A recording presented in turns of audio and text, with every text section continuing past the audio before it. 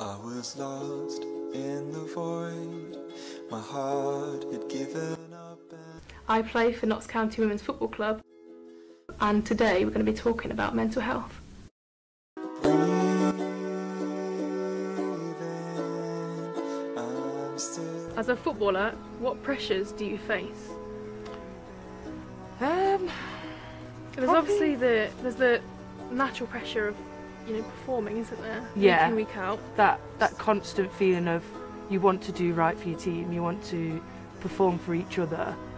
You know, you don't want to go and let your teammates down or let yourself down. Yeah. So you do have that, I guess. I think we're two players especially that affects as well. You know, Yeah. if you mess up or misplace a pass, which is bound to happen, we kind of take on our shoulders quite heavily.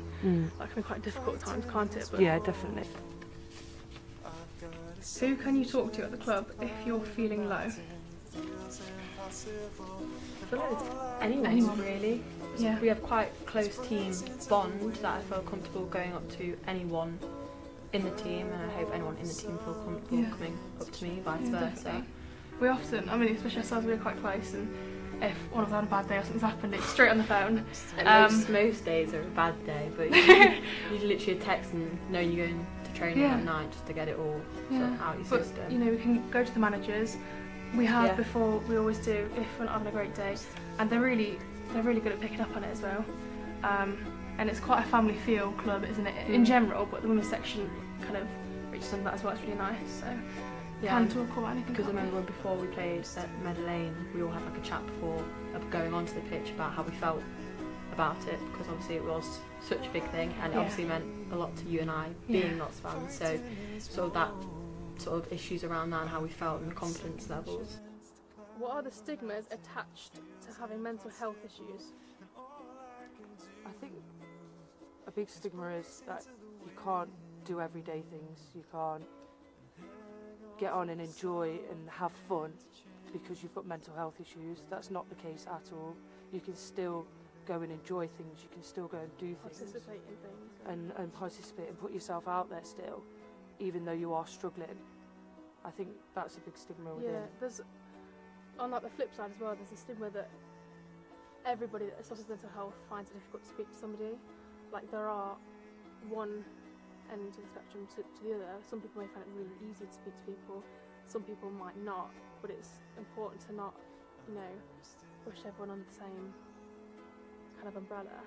How easy is it to talk openly about your feelings within the team? Again, I find it quite easy. I can't speak for everybody else. But like we said in the previous question, We're quite again, it's vocal. quite open, yeah. We're both quite vocal players though Yeah. as well.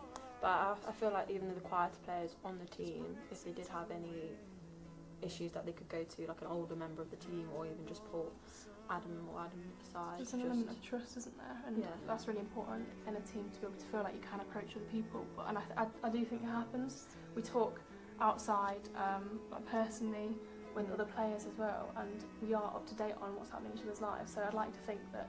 And if you've noticed someone's not had not had a bad game, but if you notice someone's not felt that they've played well, even though they probably have, Yeah. because obviously everyone thinks of themselves and rates their performance differently, that you just message them after the game like, Yeah, you you're just right, make sure and you're they there. let you know, and like, we haven't had a bad game, like, Mm. what about pass? It's like, it was one pass in 90 minutes, it doesn't Yeah. really matter It's that a support much. network is really important.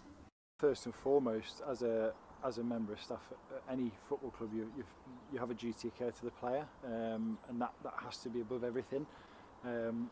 Football, we're passionate about football. It's what we live for, but at the same time, that's not the most important thing in the world, as much as we feel like it is at times. And I think, if a player were to say they're not in a position mentally to play a game of football, then it is what it is. The next thing is to make sure that player doesn't feel in any way responsible or guilty about that decision.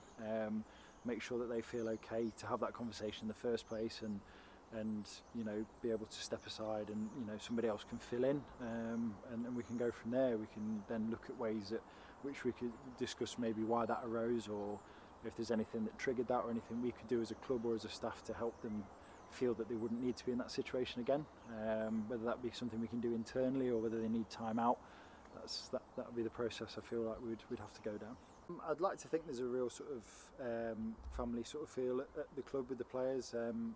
hopefully they'll be able to speak more to that, but they hopefully would say they could speak to each other.